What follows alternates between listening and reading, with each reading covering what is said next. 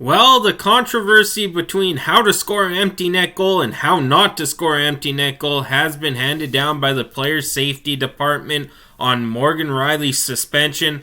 Welcome back to Gillis TV. If you're new to the channel, like anything NHL, MLB related, we have it here covered for you from, like today, suspensions to trades, trade rumors, all that fun stuff. Make sure you hit that subscribe button. We are 474 away from our goal of 1,000. Now let's get into it. There's only been one tweet that I've actually seen, and it's from Kevin Weeks saying he is told Morgan Rielly will receive a 5-game suspension for his cross-check to the head of Ridley Greig after Greig slap-shot the puck in the net. Now, I can see both sides to this story. I'm not saying I'm defending one side, defending the other. There are two sides to this story. First of all, Ridley Greig taking a slap shot. Younger player, like Reeves mentioned, he's going to score however he wants. You don't want a mishap like back in the day, I believe it was Stefan, missing an empty net against the Edmonton Oilers and Edmonton coming back, scoring the tying goal and losing in overtime. But going and doing that, you don't want that to happen. Yes, a little wrister would have probably been a lot better and you wouldn't have got cross-checked to the head.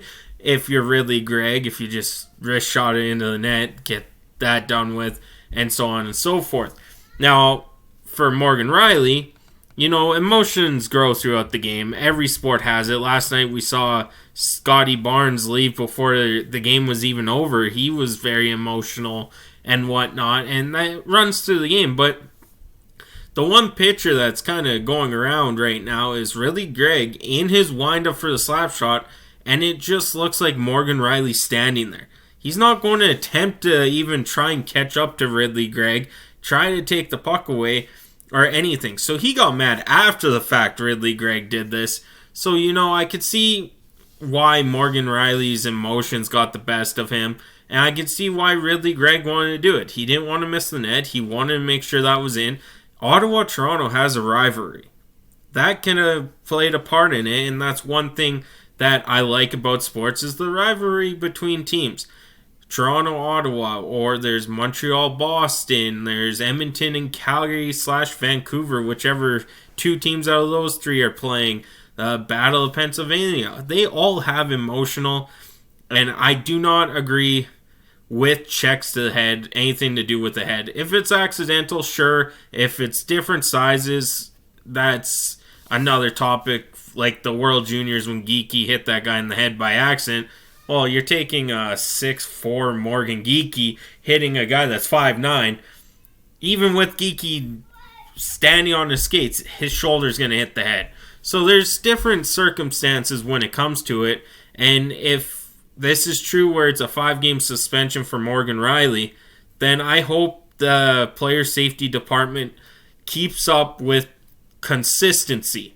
Consistency between, 4 to 7 games, depending on the checks ahead. We saw Brendan Gallagher, I believe, got 6 games it was for his. Who was the latest one?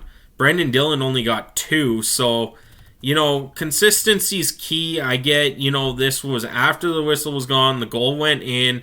Morgan Rielly didn't need to cross-check to the head. If he cross-checked him in the back, we're talking about a whole different story here, and maybe just a fine or 1-game suspension, whatever, depending on how Ridley Greig got up as fast as he did. He was down for not that long, but long enough that they warded in here and then changed it to virtual due to the fact New York's getting a big storm, biggest storm in the last 2 years.